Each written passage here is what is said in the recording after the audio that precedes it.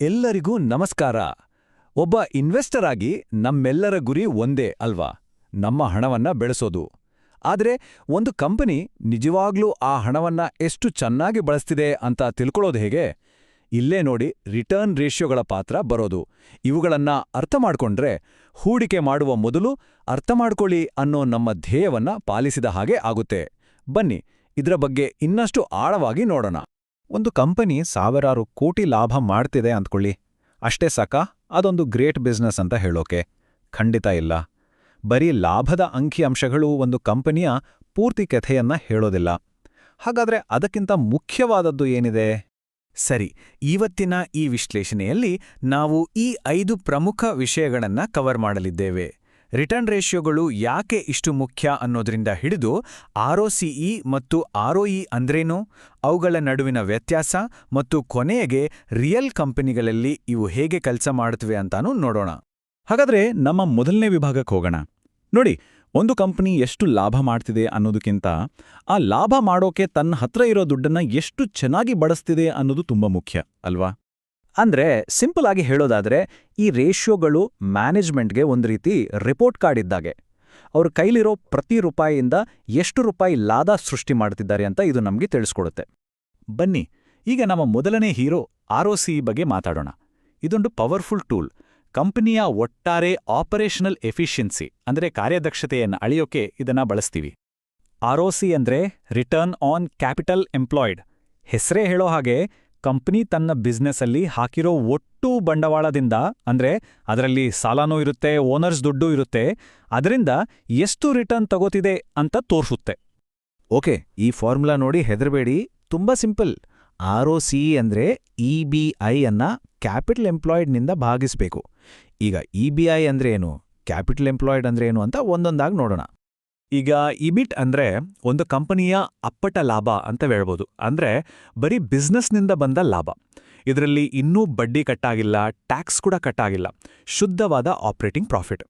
Capital employed ಅಂದ್ರೆ business ನಡೆಸೋಕೆ company ಬಳಸ್ತಿರೋ ಒಟ್ಟು ದೀರ್ಘಕಾಲೀನ ದುಡ್ಡು. ಇದೊಂದು ರೀತಿ ಬಿಸ್ನೆಸ್ನ ಇಂಜಿನ್ ಇದ್ದ ಹಾಗೆ. ಇದರಿಂದ 1 ವರ್ಷದೊಳಗೆ ತೀರಿಸಬೇಕಾದ ಸಣ್ಣಪುಟ್ಟ ಸಾಲಗಳನ್ನು ಕಳೆದ್ರೆ ನಮಗೆ ಕ್ಯಾಪಿಟಲ್ ಎಂಪ್ಲಾಯ್ಡ್ ಸಿಗುತ್ತೆ.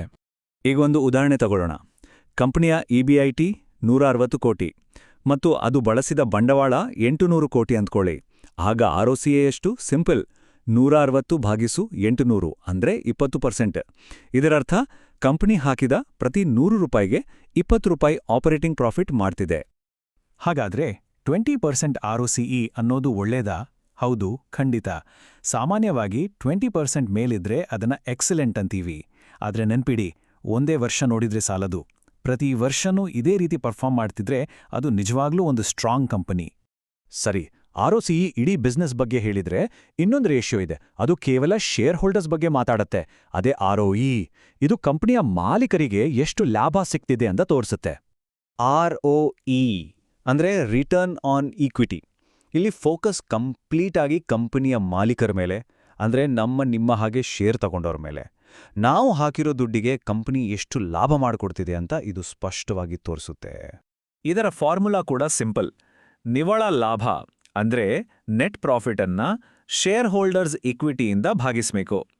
ಇಲ್ಲಿ ನೆಟ್ ಪ್ರಾಫಿಟ್ ಅಂದ್ರೆ ಎಲ್ಲ ಖರ್ಚು, ಬಡ್ಡಿ, ಟ್ಯಾಕ್ಸ್ ಎಲ್ಲ ಕಟ್ಟಿದ್ಮೇಲೆ ಉಳಿಯೋ ಕೊನೆಯ ಲಾಭ. ಒಂದೊಂದು ಉದಾಹರಣೆ ನೋಡೋಣ. ಒಂದು ಕಂಪನಿಯ ನೆಟ್ ಪ್ರಾಫಿಟ್ 100 ಕೋಟಿ, ಶೇರ್ ಹೋಲ್ಡರ್ಸ್ ಈಕ್ವಿಟಿ 500 ಕೋಟಿ ಇದೆ ಅನ್ಕೊಳ್ಳಿ. ಆಗ ಆರ್ಒಇ ಆಗತ್ತೆ 20%. ಅಂದ್ರೇನು? ಶೇರ್ ಹೋಲ್ಡರ್ಸ್ ಹಾಕಿದ ಪ್ರತಿ 100 ರೂಪಾಯಿಗೆ ಕಂಪನಿ 20 ರೂಪಾಯಿ ಲಾಭ ಗಳಿಸುತ್ತಿದೆ. ಇಲ್ಲೂ ಕೂಡ 20%ಗಿಂತ ಜಾಸ್ತಿ ಆರ್ಒಇ ಇದ್ರೆ ಅದನ್ನ ಅತ್ಯುತ್ತಮ ಅಂತ ಪರಿಗಣಿಸ್ತೀವಿ. ಯಾವ ಕಂಪನಿಗಳು ವರ್ಷದಿಂದ ವರ್ಷಕ್ಕೆ ಹೈ ಆರ್ಒಇ ಮೇಂಟೈನ್ ಮಾಡ್ತವೋ ಅವುಗಳಿಗೆ ಮಾರುಕಟ್ಟೆಯಲ್ಲಿ ಏನಾದರೂ ಒಂದು ವಿಶೇಷ ಶಕ್ತಿ, ಅಂದ್ರೆ ಕಾಂಪಿಟೇಟಿವ್ ಅಡ್ವಾಂಟೇಜ್ ಇರುತ್ತೆ. ಸರಿ, ಈಗ ಆರ್ಒಸಿಇ ಮತ್ತು ಆರ್ಒಇ ಎರಡರ ಬಗ್ಗೆನೂ ಗೊತ್ತಾಯ್ತು. ಇವೆರಡು ಒಂದೇ ರೀತಿ ಕಾಣಿಸಿದ್ರೂ ಅವು ಕಂಪನಿಯ ಕಥೆಯ ಬೇರೆ ಬೇರೆ ಭಾಗಗಳನ್ನ ಹೇಳ್ತವೆ. ಬನ್ನಿ ಇವೆರಡರ ನಡುವಿನ ವ್ಯತ್ಯಾಸ ಏನು ಅಂತ ನೋಡೋಣ. ಈ ಟೇಬಲ್ ನೋಡಿ, ಎಷ್ಟು ನೀಟಾಗಿ ವ್ಯತ್ಯಾಸ ಗೊತ್ತಾಗತ್ತೆ. ಆರ್ಒಸಿಇ ಫೋಕಸ್ ಮಾಡೋದು ಇಡೀ ಬಿಸ್ನೆಸ್ ಮೇಲೆ, ಸಾಲನೂ ಸೇರಿ. ಆದ್ರೆ ಆರ್ಒಇ ಫೋಕಸ್ ಮಾಡೋದು ಬರೀ ಶೇರ್ ಹೋಲ್ಡರ್ಸ್ ಹಾಕಿರೋ ದುಡ್ಡಿನ ಮೇಲೆ. ಒಂದು ಬಿಸ್ನೆಸ್ನ ಹೆಲ್ತ್ ಬಗ್ಗೆ ಹೇಳಿದ್ರೆ ಇನ್ನೊಂದು ಓನರ್ಸ್ಗೆ ಎಷ್ಟು ರಿಟರ್ನ್ ಬರ್ತಿದೆ ಅಂತ ಹೇಳುತ್ತೆ. ಇಷ್ಟೆಲ್ಲ ಥಿಯರಿ ಆಯ್ತು. ಈಗ ಇದೆಲ್ಲ ರಿಯಲ್ ಲೈಫ್ನಲ್ಲಿ ಹೇಗೆ ವರ್ಕ್ ಆಗತ್ತೆ ಅಂತ ನೋಡೋದು ತುಂಬ ಇಂಟ್ರೆಸ್ಟಿಂಗ್. ಬನ್ನಿ ಕೆಲವು ನಿಜವಾದ ಕಂಪನಿಗಳನ್ನ ನೋಡೋಣ. ನಮ್ಮೆಲ್ರಿಗೂ ಗೊತ್ತಿರೋ 2 ದೊಡ್ಡ ಕಂಪನಿಗಳನ್ನ ತಗೊಳ್ಳೋಣ. ಒಂದು ಇನ್ಫೋಸಿಸ್, ಇನ್ನೊಂದು ಟಾಟಾ ಮೋಟಾರ್ಸ್. ಮೊದಲು ಇನ್ಫೋಸಿಸ್ ನೋಡಿ. 2024ರಲ್ಲಿ ಅದರ ROE ಸುಮಾರು 30% ಇದೆ. ಇದು ಅದ್ಭುತವಾದ ನಂಬರ್. ಅಂದ್ರೆ ಶೇರ್ ಹೋಲ್ಡರ್ಸ್ ದುಡ್ಡನ್ನ ಅವರು ಎಷ್ಟು ಸಮರ್ಥವಾಗಿ ಬಳಸ್ತಿದ್ದಾರೆ ಅಂತ ಇದು ತೋರಿಸುತ್ತೆ. ಈಗ ಟಾಟಾ ಮೋಟಾರ್ಸ್ ಕಡೆ ಬರೋಣ. ಇದರ ROC ಸುಮಾರು 12%. ಇದೇನಪ್ಪ ಇನ್ಫೋಸಿಸ್ಗಿಂತ ಕಮ್ಮಿ ಇದೆ ಅನ್ಕೋಬೋದು. ಹೌದು, ಯಾಕಂದ್ರೆ ಕಾರ್ ಫ್ಯಾಕ್ಟ್ರಿ ನಡೆಸೋಕೆ ತುಂಬಾನೇ ಬಂಡವಾಳ ಬೇಕು. ಆದರೆ ಇಲ್ಲಿ ಗಮನಿಸಬೇಕಾದ ವಿಷಯ ಅಂದರೆ ಟಾಟಾ ಮೋಟಾರ್ಸ್ ತನ್ನ ಸಾಲವನ್ನು ಕಮ್ಮಿ ಮಾಡ್ಕೊಳ್ತಾ ಬಂದಿದೆ. ಹಾಗಾಗಿ ಅವರ ROC ಇಂಪ್ರೂವ್ ಆಗ್ತಿದೆ. ಕಡಿಮೆ ಸಾಲ ಅಂದರೆ ಬಿಸ್ನೆಸ್ ಮೇಲಿನ ಒತ್ತಡ ಕಡಿಮೆ ಅಲ್ವಾ? ಹಾಗಾದ್ರೆ ಈ ಎಲ್ಲ ಚರ್ಚೆಯಿಂದ ನಾವು ಕಲಿಬೇಕಾದ ಕೊನೆಯ ಮತ್ತು ಪ್ರಮುಖ ಪಾಠ ಏನು? ಈ ಸ್ಲೈಡ್ನಲ್ಲಿರೋ ಮಾತು ತುಂಬಾ ಮುಖ್ಯ. ಯಾವತ್ತೂ ಒಂದೇ ವರ್ಷದ ನಂಬರ್ ನೋಡಿ ನಿರ್ಧಾರ ಮಾಡಬಾರ್ದು. ಕನಿಷ್ಠ 3-5 ವರ್ಷಗಳ ಟ್ರೆಂಡ್ ನೋಡಬೇಕು. ಆಗ ಮಾತ್ರ ಕಂಪನಿಯ ನಿಜವಾದ ಶಕ್ತಿ ಏನು ಅಂತ ಗೊತ್ತಾಗುತ್ತೆ. ಹಾಗಾದ್ರೆ ಮುಂದಿನ ಸಲ ಒಂದು ಸ್ಟಾಕ್ ಬಗ್ಗೆ ರಿಸರ್ಚ್ ಮಾಡುವಾಗ ಬರೀ ಪ್ರಾಫಿಟ್ ಅಷ್ಟೇ ನೋಡ್ತೀಯಾ ಅಥವಾ ಈ ರೇಷಿಯೋಗಳನ್ನೂ ನೋಡ್ತೀರಾ?